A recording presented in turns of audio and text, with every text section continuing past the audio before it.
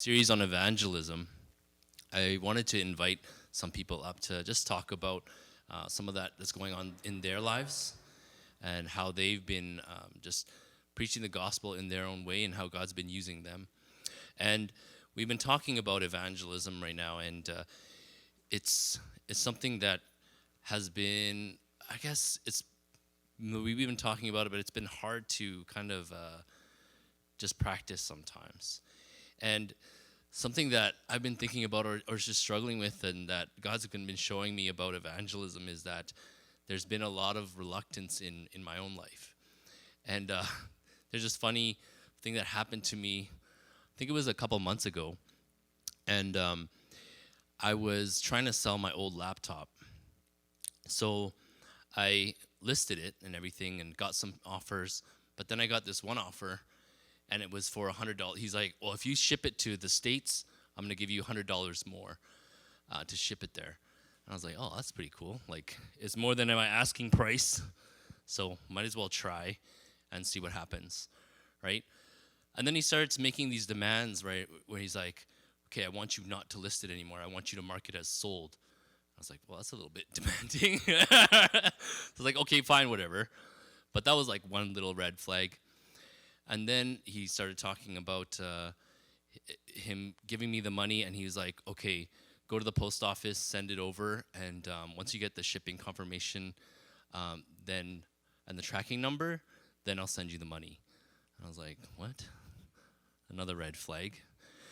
And then, so then I package it all up and stuff. I'm like, well, whatever, shouldn't be too bad. And then I get the email, and it's from this AOL account. So I'm like, AOL? What? It's another red flag. And I didn't tell Emily throughout this whole process. But then this is going on, and I go to the post office, and then when I get there, I go to the lady, and I was like, have you ever seen an email like this? And I have the package ready to send it off, and they're like, no, never seen that before. So it was another red flag. And then thankfully, I was like, okay, this is a scam. This is not right. I don't think I should be sending this. I had it all packaged, went home, and Emily looked at me. She's like, what is that? I was like, oh, it's this package I was going to send. This guy said he was going to, like, give me money to buy this laptop and whatever. He's like, why would you do that? It's clearly a scam. And I was like, I don't know. Like, it seemed okay at the time in the moment, but I didn't recognize it. And then I just sold it to someone else. And in that moment, I felt like so ripped off. But thankfully, it didn't happen. But many of us probably have had instances where maybe we've been told something or promised something, or there's a scam, and then we're like, oh man, I hate getting these offers or Facebook Marketplace offers, or I hate getting these emails where someone's trying to like scam me, or phone calls, or people that door knock on us, right? And because we have this kind of reluctance or this hesitancy because of the culture we live in and the saturation of marketing and sales and advertising and false advertising and promising you something that is better than it looks, I think it has put us in this state of reluctance to share something, to share about what me think it might be good, because we're in this culture of like hyper advertisement, hyper marketing, and all this kind of stuff. So then when we think about sharing the gospel, sharing the good news, sometimes we might be reluctant because we don't want to come off as someone who's trying to sell you something, right? And I recognize that in myself because I feel like I'm in this kind of reactionary mode of, don't try to sell me something. Don't try to give me false promises. Don't try to scam me. Even though I've gotten scammed before.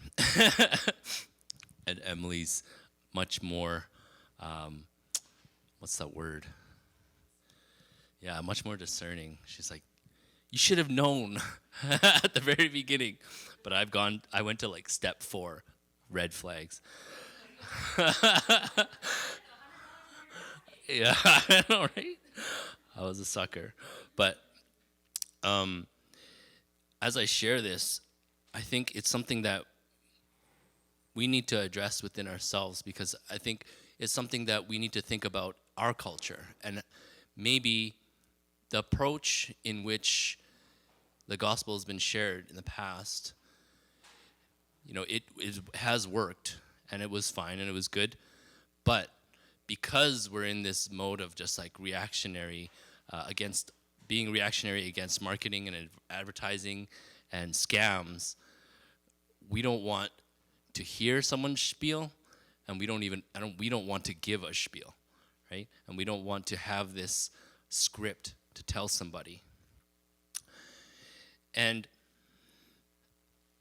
hopefully that you haven't experienced scams like I have, or been scammed like me. But maybe some of us have bought something from an infomercial, right? Or some of us have seen something that was advertised and we bought it and we're kind of let down. Or there was clickbait of a video where it's like, this is what the video is about, and you click it and then it's totally something opposite. Something I get screwed over with is like UFC highlights. I don't know if you click this. It's like UFC highlights of this fight, and then you click it, and then it's the video game highlight. Like they make a video game highlights of that fight so that you watch it. And I was like, oh, it's so annoying, right? And hopefully that you haven't, but most of us probably have. We've gotten kind of like screwed over in a sense of something, where people have been offering something that's too good to be true. And I'm not saying that the gospel is too good to be true, but what I'm saying is that we've been tricked, we've been fooled so much, we've been advertised to so much that it's hard for us to listen to someone, and it's hard for us to speak to someone in this kind of way. And I believe that it has a direct impact on us in the way that we do evangelism. And we don't want to be seen as someone who's trying to get someone to sign up for something.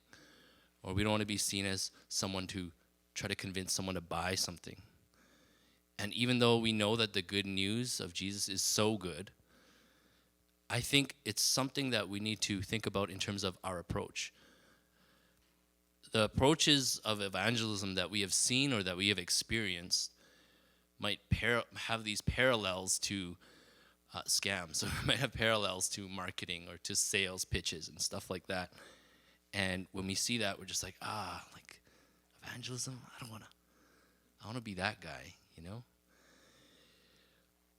And then we have this reluctance to evangelism because we have that reaction to a lot of those parallels that we've experienced or seen. And it's sad because then a lot of us are kind of stuck, or we're immobilized or frozen, because it's like, well, I don't want to do that, so I'm just not going to do it at all, you know? I'm not going to evangelize at all. And there's other approaches to evangelism that we might have seen as well, like fear tactics, right? How many of you had those like calls where it's like kind of a revenue agency, and they say that you're going to go to jail if you don't respond to them or whatever, right? But I mean, I've seen evangelism tactics where people say like, are you a sinner? Of course you are. You're going to go to hell. And then they capitalize on that fear and be like, okay, better believe in Jesus or else you're going to go to hell. And it's this fear tactic approach. And how many of us really want to do that? You know, how many of us want to use that approach on someone else? And that has worked in the past before, and it probably works now still. But we've seen parallels of fear tactics which have been really off-putting because of a lot of people that have lied to us, or because we keep getting calls by Canada Revenue Agency or whoever is making those calls. I don't know who it is, but those people, right? So in a sense, that puts us off towards sharing the gospel or evangelizing, because we think those two approaches. We're like, well, I don't want to do that approach. I don't want to do that approach. So I'm just not going to do it. And I hope that today that we can be thinking about, well, maybe there's another way. Maybe there's different ways to share the gospel. Maybe there's different ways to evangelize. And I'm not really saying that the other approaches are wrong, like knocking door to door or talking about hell, because hell is real, sin is real. But I'm saying maybe there's an approach that people are more willing to listen to, or more, they're not burned by these certain approaches because of the parallels in our culture right now in North America. And what I want to say is that we don't need to be limited to these certain approaches. Evangelism can look different. In a culture where there's a lot of clickbait, there's a lot of advertising, marketing, fear tactics, we need to be aware of that and maybe be sharing the gospel in a different way where people are willing to listen and willing to hear what we have to say. And instead of like a sales pitch approach, instead of a fear tactic approach, we can adopt maybe a more long-term approach, everyday kind of evangelism is what I want to talk about. In 1 Corinthians 9:19 to 23, it says, Paul says this, and he's talking about the way that he shares the gospel, the way that he lives his life. And he says, though I am free and I belong to no one, I have made myself a slave to everyone, to win as many as possible. To the Jews, I became like a Jew to win the Jews. To those under the law, I became like one under the law, though I myself am not under the law, so as to win those who are under the law. To those not having the law, I became like one not having the law, though I am not free from God's law, but am under Christ's law. So, as to win those who have not having the law, to the weak I became weak. To win the weak, I have become all things to all people, so that by all possible means I might save some. And I do all this for the sake of the gospel, that I may share in its blessings. Going to the topic a little bit about baptism. I've baptized quite a few people now, just being a pastor. And what I've noticed is that there's been quite a few people who have believed in Jesus Christ, right? They have shared their testimony. They've been baptized. But then a year passes, 2 years passes, and they're not journeying with God anymore. They're not journeying with Jesus anymore. They've proclaimed the faith. They believe in Jesus Christ. And they've heard some theology and believe in it now, but after that is over, they no longer have a relationship with Jesus. That relationship is gone. What they have is a profession of faith. And I think that might be it, right? But when Jesus talks about his relationship with us, he talks about a bride and a bridegroom, right? And for those of you who are married, it's not just the wedding day and then, okay, peace out, do your own thing, It's an everyday kind of a relationship. There's constant communication, there's emotional connection, there's physical and emotional intimacy, right? There's close proximity. Long distance is tough, right? In a marriage or in a relationship. But I mean, that sometimes is what a relationship with God looks like, or with Jesus looks like. I don't know if Jesus is that happy with people who profess a faith in his existence and his accomplishments on the cross and resurrection, and that's it, So in the way that we share the gospel, I think we need to be thinking about that as well. How are we sharing the gospel to people? And how are we journeying with people through that? The gospel being Jesus Christ. And how would he want a relationship with someone? Would it just be a one and done thing, or would it be a continuous thing? And by the way, we're going to be setting up a baptismal tank here on Easter. Church in the Valley, which is another church that we partner with, they're going to be baptizing people. So, if any of you guys want to get baptized, we'd love to journey with you in that, and hopefully continue to follow up with you guys as well and disciple you guys as well. It's not just a one and done thing.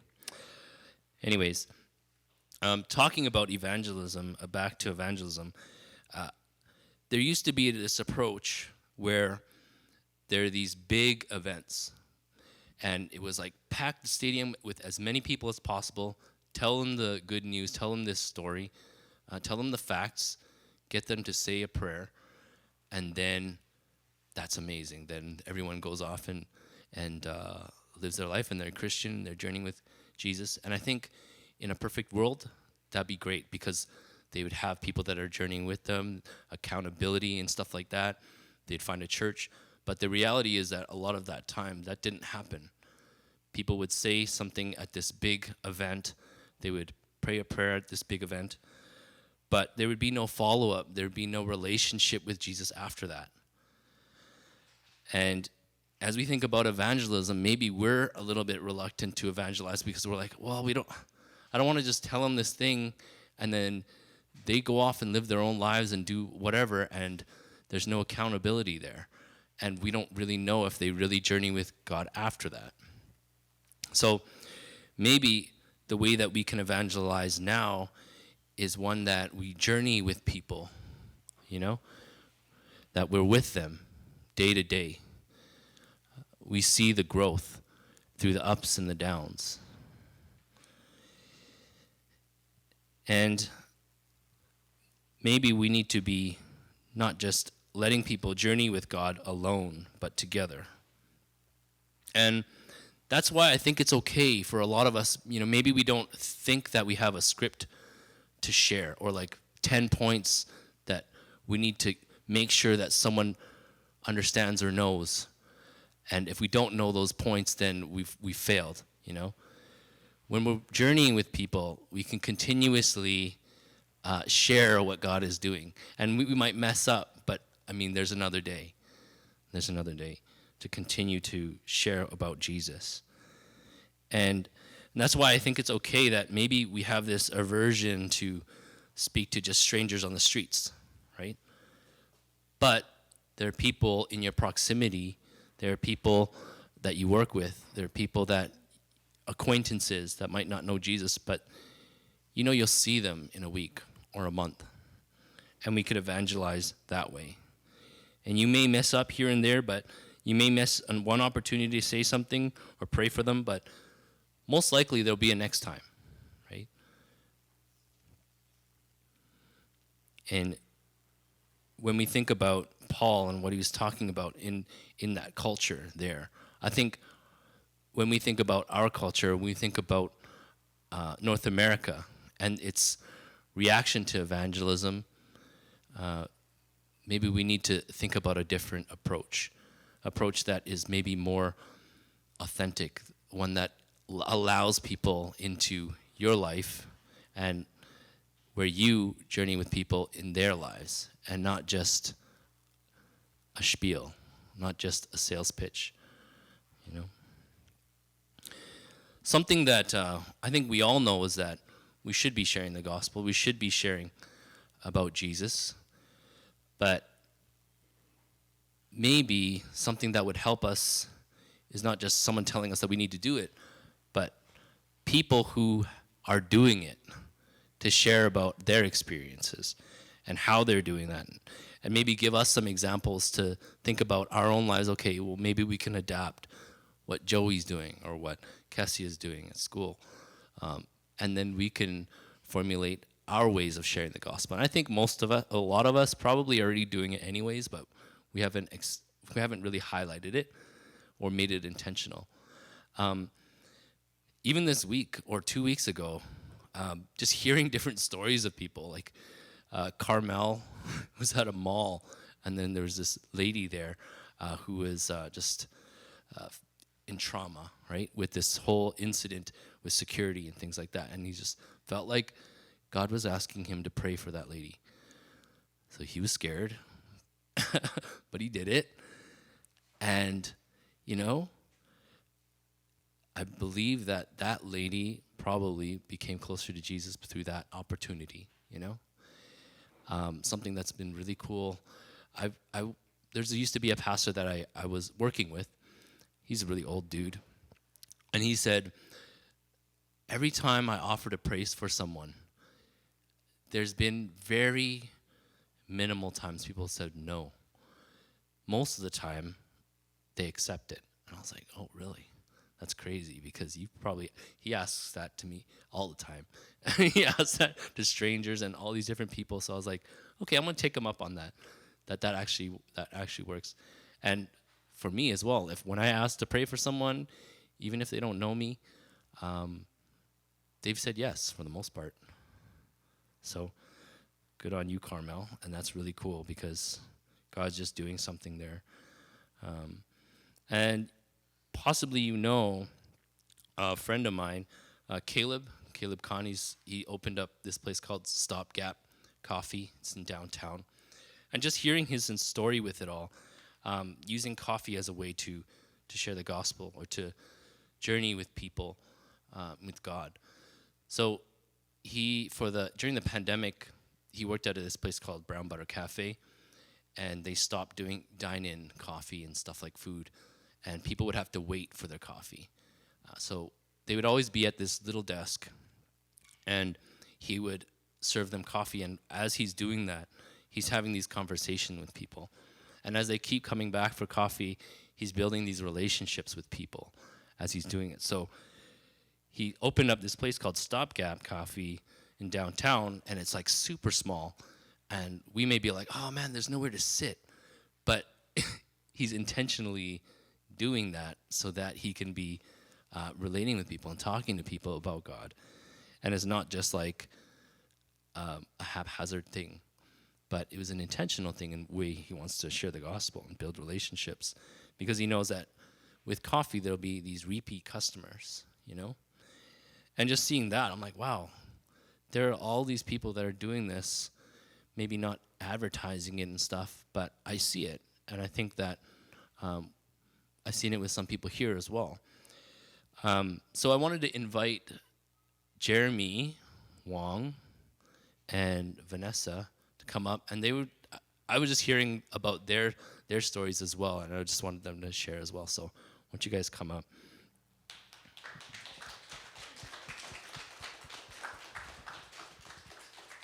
I'm in the middle. Yes. Cool. So yeah, when we were just talking throughout the week and stuff like that, they've just mentioned certain things that they've felt like God was prompting them to share about the gospel and share and to evangelize to people. So I wanted to get a little bit of their stories. Why don't you just give a little intro of like your name and where you work and where you're born? Is that cool? Where were you born? Yeah. Start with Jeremy. Okay. I'm Jeremy. My wife Janice over there, baby daughter Hazel. Good to good to be able to share today. I was born in Calgary. That's where we're originally from. I currently work for the Alberta government. Sweet. What about you, Vanessa? Yeah, can you hear me? Yeah. Okay. Can you guys hear? Can't tell. Okay. I'm just naturally loud in my head. But yeah, I'm Vanessa. Most people call me Nessa, so it's really weird to hear my full name. I work at the Edmonton Public Library, and I was born in Edmonton. Cool. Here. Nice, so Bro, local. Alex, if you had to get Nice. that specific. Cool. So with you, Vanessa, I want to start with you. I've heard about just like these Saturday gatherings that you had and how you've used that in a way to share the gospel. Why don't you just explain about that, elaborate on that? Yeah, it was, I've been living at Steph and Joey's for almost a year now, and they've been super open to hosting people, and I think I reached a point where I was like, I wonder if there's like an opportunity for me to just like have people over from my life and just like see how they're doing, share how I'm doing, because like I haven't talked about myself in a really long time, and I went through quite a bit last year, and so it kind of started from there. And then low-key just wanted an excuse to cook, because I realized I like cooking, and so it's kind of fun to have like a group to like, you know, instead of having a recipe for 5 people and eating it for 5 days straight for myself, let's just eat it all at once and like, I don't know, kind of have some fun with it. So it started from there, and then there were like just people pressing on my heart to like have over, and then, you know, we had fun the first time, so then you just do it again. Sounds familiar. I know. I was like, do I quote it or do I? You can if you want to. No, that's I really don't know cool. it, so that's bad. What about Jeremy? I've heard you've collaborated with others and just started sharing the gospel in where you work. What about that? Yeah, so I moved to Edmonton because of work, and so it's new city. We've been here for almost 3 years, I think, and work is pretty much where I spend most of my time in Edmonton.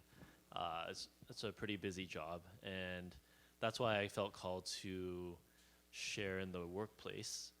But as you probably all know, sharing your faith in the workplace is not easy. And I think through, okay, what does that really look like? Maybe the most basic thing could be put a Bible on my desk, and like someone walks by and they're like, "Oh, that guy might be Christian." Ooh, like that's like the first step, right? Maybe, you know, that's the kind of like some people think the most basic way to, but or is it, you know, trying to, you know, break out a pamphlet with your coworker and be like, "Hey, here you go," or like, you know, when I eat my rice during lunch and microwave it, I close my eyes and I pray before I eat it. Is that what you do? So I had to think through what it meant to actually share the gospel in the workplace. And I mean, you have that fear to offend people. You don't want to overstep. You want to be sensitive about what conversations you're having. So really, when I thought about it and reflected on it, it wasn't I started this group, this Bible study group, this prayer devotional group every Friday, but it wasn't that started. It didn't start with that. It was really a couple years into, and then it's only this last year that happened. But I think workplace ministry, it really starts with being an authentic person at work. Like, do I show up? Am I a good worker? Am I always late, or do I slack off? Do I contribute to the team? Do people think I'm reliable? Do I care about other people around me? And do they think that I can actually talk to them and be there to listen? So I think it's a very basic relationship and very basic gestures that really build up to being able to start anything at all in the first place. So I think starting there, and I mean some examples, I mean this couple years it's probably been so stressful for everybody. And during a pandemic, not easy to reach out. You have social distancing, you're wearing masks, people are working from home, you're not supposed to gather. It's opposite of reaching out, right? So very difficult, and people are stressed out as well. And for my job, a lot of people moved here from other places too, so sometimes they don't have family.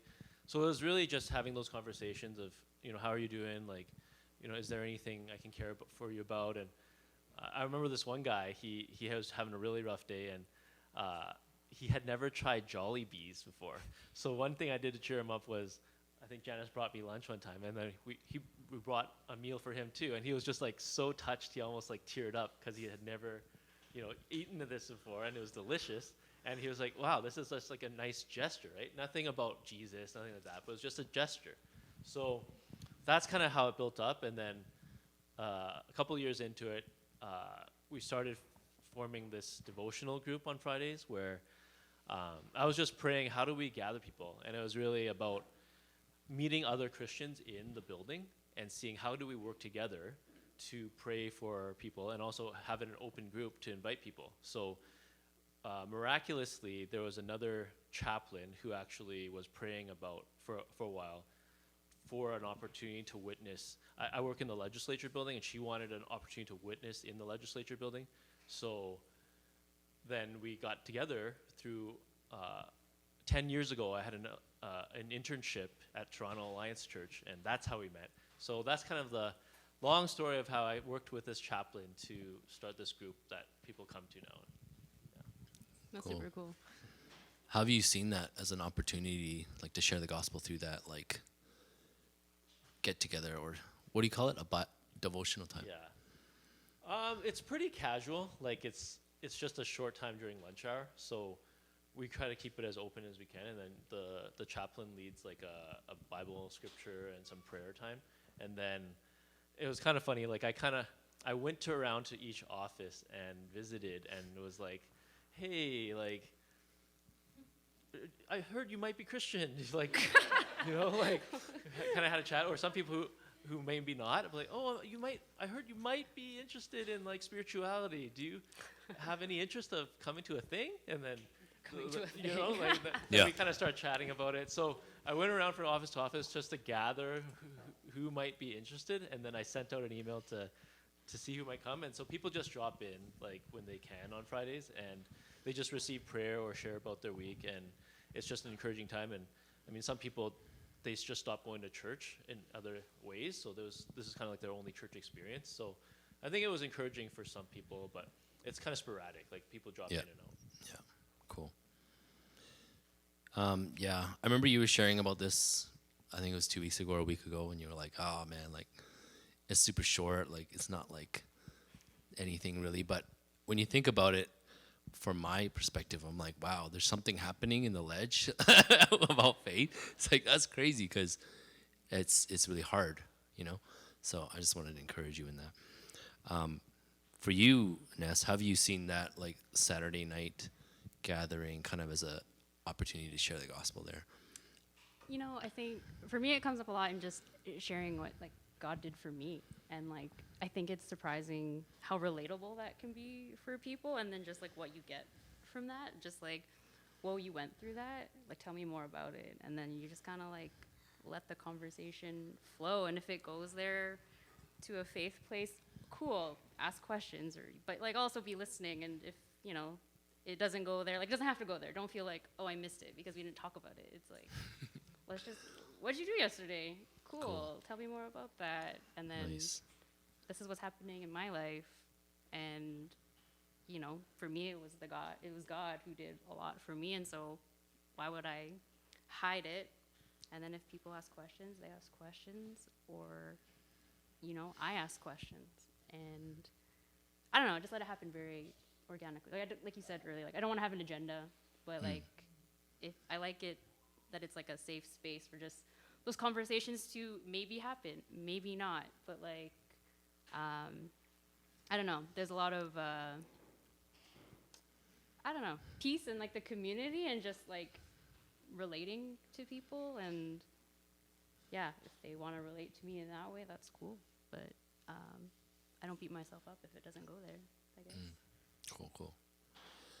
In that, like, that this has started and it's continuing, like, how do you feel like the Holy Spirit's leading you in terms of next steps with that? Me first or him first? I'll just go. Okay. Since you're already talking.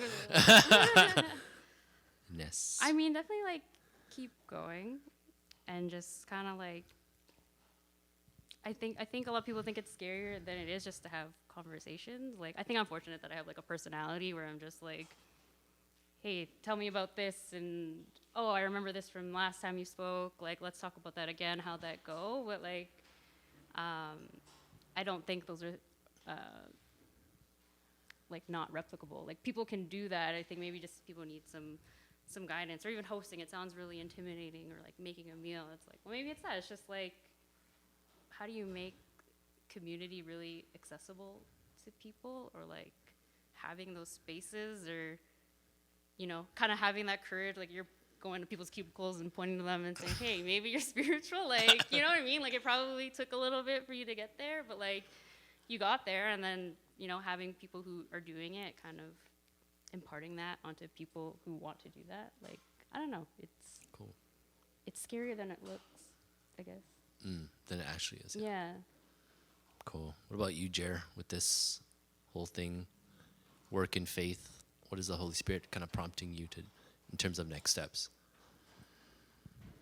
I think it's just continuing to be more intentional about those relationships and those conversations, trying to build up that gathering. I mean, there's definitely tons of fear, like when you're saying, like, until you do it, there's tons of fear, and then when you Like do it, blowback, it's right?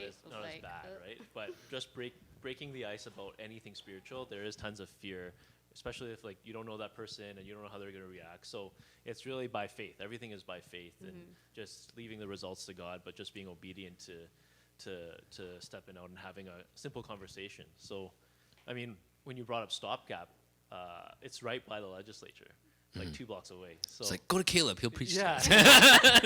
well, it's funny because I went there once. I checked it out just to make sure they had good coffee, and then I sent an email out to my coworkers. I was like, hey, if anyone wants to go for coffee, I'll go with you and check out this nearby coffee shop. It's new. Go check it out. And it's good coffee, right? Because there's not much good coffee around that place. Like there's only Starbucks by the Matrix Hotel. That's it. So, so I mean, those are next steps. Nice. Do you find it like different now? Because he used to be a pastor, and you probably like, oh, work and faith, they go together. You need to do this. And then now you're doing it. Do you find it like funny that now you're in like these shoes that you were telling people to do stuff? Does that make sense? I'm thankful for experiencing a different perspective, for sure.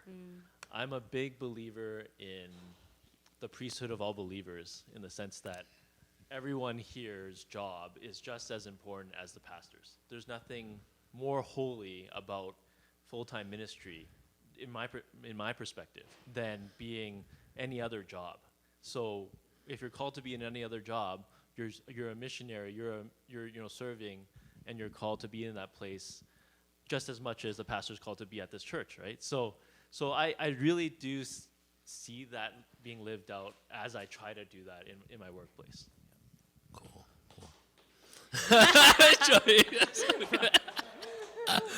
No, thanks, guys. Thanks for sharing. If you want to ask them more about it, I'm sure they'd be willing to talk to you about that. But yeah, you guys can have a seat. Yeah. Thanks, James. Yeah, thank you guys. Give them the round of applause. And the thing is that like I don't think it's just Jeremy and Vanessa. Like I feel like all of us have these certain stories or things that God's prompting us and that we're doing, and maybe we just haven't highlighted it. Maybe we just haven't been that cognizant of it or intentional. But I hope that when you think about evangelism, you could maybe think about it differently and not just in a way that maybe you used to think of it as, and kind of break our minds outside of this box that we may have. And something that I truly believe is that we can share the gospel in a way that's uniquely us, right? Like Caleb uses coffee, right? Vanessa uses food at her house because she loves having people over, and the hospitality that she's received, she's kind of spreading that with others. Jeremy does it at the ledge, right? In these pockets at work. So, how would God use you as you think about how God's shaped you uniquely? I think that it's something that we can reflect on, and maybe someone else can point something out to us, because we might not realize it. And we might just think it's like this failed attempt thing that I'm trying, but it's like not really going anywhere. But other people might be able to say like, no, God's using you, If we can go to the last slide, something that we do here after is to get into small groups and just share and pray for one another, encourage one another. Hopefully the font is big enough for us. But something that we can just encourage one another in the way that we've been journeying already. I think last week we already talked about, that one person that God's placing on our heart. And I think that's something that is so cool about this emphasis on just having one person, because it's this long-term relational approach. And it's not just like the shotgun approach where it's like, hey, everyone, listen to this, and then having no accountability, but you're discipling people, So it's something that we want to follow up on as well today. But something that we can share about in our small groups is just sharing the experience that you felt led to share about Jesus, but you didn't. I think sometimes it's okay to just say like, hey man, this one time I messed up and I didn't do it. And that's okay because God gives us second chances and God is a God of grace. And to be honest with each other, we're not perfect gospel sharers in this room by any means. And then following up on last week, we asked about a person God has been placing on your heart, and we prayed about those people. How is the Holy Spirit kind of prompting you to share and show the love of Jesus with them now? We prayed about those people last week together, but something that evangelism is it calls us to action, right? Those steps of faith, those little steps that we might be fearful of, but that God is asking us to. And then third, what will you do this week to start? I think we can all use different ways of sharing the gospel, and it doesn't have to look a certain way.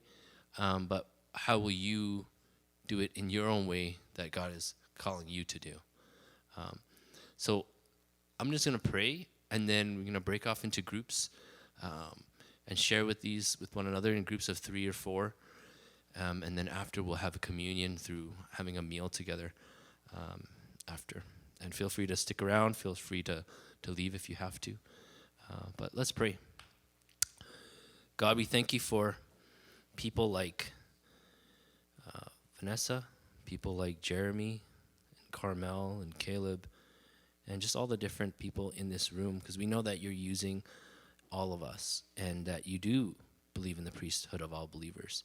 I pray that as we think about our own lives and those around us, that we would be like others so that you can use us to reach people. And that we would understand and see the way that you want to use us uniquely, us to reach people as well. So just pray a blessing over everyone here, and that you would be speaking into each person's lives, and knowing that evangelism isn't just for certain types of people, but it's for all of us in different ways, in different approaches, and that's okay, God. So thank you, God, for the good news in our lives. May we never take the gospel for granted. May we never take you, Jesus, for granted, because I believe sometimes we forget how amazing you are. But I pray for your Spirit to spur us on and to empower us as we go to squash the fear that Satan would want us to succumb to, but to take steps in faith